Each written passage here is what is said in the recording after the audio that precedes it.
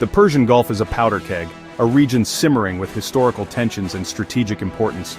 For decades it has been a focal point of global power struggles, a place where the interests of numerous nations collide. American warships and Iranian speedboats eye each other, engaged in a tense dance of dominance. Each maneuver, each signal is carefully calculated. One wrong move, one misinterpretation could cascade into disaster, igniting a conflict with far-reaching consequences. For decades, the US and Iran have circled each other, locked in a complex and often hostile relationship. Diplomatic efforts have been attempted, but mistrust and conflicting ideologies have consistently undermined progress. This is a cold war of sanctions, crippling economic measures designed to pressure Iran, coupled with thinly veiled military threats and proxy battles fought on distant shores. Each side tests the other's resolve, pushing the boundaries of acceptable behavior. It's a dangerous game, always on the brink of something far worse. The potential for miscalculation looms large, and the consequences of escalation are almost too terrible to contemplate. Today, July 2nd, 2025, the world watches with bated breath. The rhetoric is as heated as ever, fueled by years of animosity and distrust. Each side accuses the other of aggression and bad faith. In Washington, leaders talk deterrence in red lines, drawing lines in the sand and warning of dire consequences if they are crossed. But are these threats credible, or are they merely bluffs? In Tehran, crowds cheer vows of resistance fueled by national pride and a determination to defend their sovereignty. The government uses this popular support to bolster its position and defy international pressure. The language is absolute, good versus evil, right versus wrong, a dangerous simplification of a complex geopolitical reality. This Manichaean view leaves little room for compromise or understanding, leaving little room for diplomacy, the most crucial tool for de-escalation. The channels of communication are strained, and the willingness to negotiate seems to be dwindling on both sides. This standoff is about more than pride. It's about fundamental issues of national security and regional power. It's about nuclear ambitions. The specter of a nuclear-armed Iran looms large, fueling fears of regional instability and a potential arms race. It's about the security of Israel, a nation that views Iran's nuclear program as an existential threat and has vowed to prevent it from acquiring nuclear weapons. It's about Iran's regional influence, its desire to project power and assert its dominance in the Middle East, a goal that clashes with the interests of other regional players and the United States. And it's about the flow of oil through the Strait of Hormuz, a vital artery of the global economy that Iran has threatened to close in the event of a conflict. The world's economy is tied to this fragile piece. Any disruption to the oil supply would have devastating consequences. A conflict here would send shockwaves everywhere, triggering a global recession and potentially destabilizing the entire international order. Every move is scrutinized, every word analyzed by intelligence agencies and military strategists around the world. As the world tries to read the true intentions behind the posturing, attempting to discern whether this is a genuine crisis or simply a game of brinkmanship. Military analysts predict missile strikes, cyber attacks, and naval battles, a grim forecast of potential scenarios. But they often miss the human cost, the devastating impact on ordinary people caught in the crossfire. War here would devastate millions, leaving behind a trail of destruction and despair. It would create refugees, displace communities, and destabilize the region for decades, exacerbating existing conflicts and creating new ones. This is not a game. This is a real-world crisis with potentially catastrophic consequences. It's a tragedy waiting to happen, a preventable disaster that could be averted through diplomacy and restraint. The world holds its breath, watching with growing anxiety as the situation deteriorates. As both nations stare into the abyss, teetering on the edge of a conflict that could engulf the entire region. The stakes are impossibly high, the potential losses are incalculable, the precipice is real, the danger is imminent, and the next move could change everything, determining whether the world plunges into chaos or pulls back from the brink.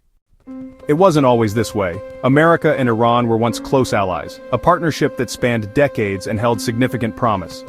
This relationship, however, would eventually fracture under the weight of political intrigue and shifting global dynamics. After World War II, the US saw Iran as a crucial bulwark against Soviet expansion, a strategic asset in the heart of the Middle East. The Americans were keen to contain the spread of communism, and Iran's geographical location made it an invaluable ally in this endeavor. This alliance was further cemented, drawn by its vast oil reserves and strategic location. a critical crossroads between East and West. Iran's oil wealth was a major draw for the United States, which sought to secure access to this vital resource. In 1953, the CIA and British intelligence orchestrated a coup, a pivotal moment that would forever alter the course of US-Iran relations. This covert operation was designed to protect Western interests and maintain control over Iranian oil. The coup toppled Iran's democratically elected leader, Mohammad Mossadegh, and restored the Shah to power, solidifying his rule with Western backing. Mossadegh's attempts to nationalize Iranian oil had threatened Western interests, leading to his ouster. The Shah became America's staunch ally, their man in Tehran, a key figure in the U.S. Cold War strategy. He was seen as a reliable partner who would safeguard Western interests in the region. Consequently, billions in U.S. aid and advanced weapons flowed into Iran, bolstering the Shah's military and solidifying his grip on power. This influx of military hardware transformed Iran into a regional power, heavily reliant on American support. Tehran's elite enthusiastically embraced Western culture, adopting its fashion, entertainment, and lifestyle. This cultural shift created a stark contrast with the more traditional segments of Iranian society. On the surface, Iran seemed a shining model of modernization, with rapid economic growth and ambitious development projects transforming the country. However, this progress masked deep-seated social and political tensions. But beneath the glittering facade, resentment grew, fueled by inequality, political repression, and cultural clashes. This discontent simmered just below the surface, threatening to boil over. The Shah's regime, propped up by unwavering U.S. support, was increasingly perceived as brutal and authoritarian, stifling dissent and suppressing political opposition. The Shah's reliance on American backing further alienated him from his own people. His secret police, SAVAK, became infamous for its widespread use of torture and its ruthless suppression of any perceived threat to the regime. SAVAK's brutality instilled fear and resentment throughout Iranian society. The nation's vast oil wealth enriched only a privileged few, creating a widening gap between the rich and the poor. This economic disparity fueled social unrest and resentment towards the ruling elite. Meanwhile, the majority of Iranians remained mired in poverty, struggling to make ends meet while witnessing the extravagant lifestyles of the elite. This stark contrast fueled a sense of injustice and resentment. The Shah's forced westernization policies alienated traditionalists and deeply religious leaders, who saw it as an assault on Iranian culture and Islamic values. They viewed the Shah's policies as a betrayal of Iran's heritage. Ultimately, the friendship between the US and Iran was primarily between governments, not between the peoples themselves, creating a fragile foundation built on political expediency rather than genuine understanding. As a result, anger simmered beneath the surface, a volatile mix of political repression, economic inequality, and cultural alienation, ready to erupt into revolution. In 1979, Iran exploded in revolution. A broad coalition, leftists, students, merchants, and religious followers of Ayatollah Khomeini, overthrew the Shah. Khomeini's message of justice and independence resonated with millions. The US was blindsided, having seen the Shah as unshakable. The Shah fled. Khomeini returned in triumph. The revolution quickly turned theocracy, sidelining secular allies and establishing the Islamic Republic. Symbols of the old regime and US influence were erased. For America, it was a strategic disaster, its key ally gone, billions in arms lost, and a new regime openly hostile. Death to America became a rallying cry. The partnership was over. Confrontation had begun. A new, dangerous chapter opened. The breaking point came in November 1979. The U.S. let the exiled Shah in for medical treatment. In Tehran, this was seen as a threat. Radical students stormed the U.S. embassy, taking 52 Americans hostage. The crisis lasted 444 days, paralyzing U.S. foreign policy and humiliating a superpower. President Carter's attempts at diplomacy and a failed rescue mission only deepened the sense of impotence. The hostages were released as Reagan took office, a final insult to Carter. The ordeal cemented Iran's image as a rogue state in American eyes. For Iranians, it was proof of independence and defiance. Diplomatic ties were severed, mistrust became permanent. The bitterness lingers to this day. There would be no going back. As the hostage crisis ended, a new war began. In 1980, Saddam Hussein's Iraq invaded Iran, sparking 8 years of brutal conflict. The U.S., still angry over the revolution, quietly supported Iraq, providing intelligence and aid. Iran, isolated and under attack, learned it could rely only on itself. The war's horrors, chemical weapons, mass casualties, left deep scars. Iran's leaders concluded they needed a deterrent. The seeds of a secret nuclear program were planted. For the US and Israel, a nuclear Iran became the ultimate red line. Decades of tension followed, with the nuclear issue at the center. The shadow of the bomb loomed over every negotiation. Paranoia and mistrust only deepened.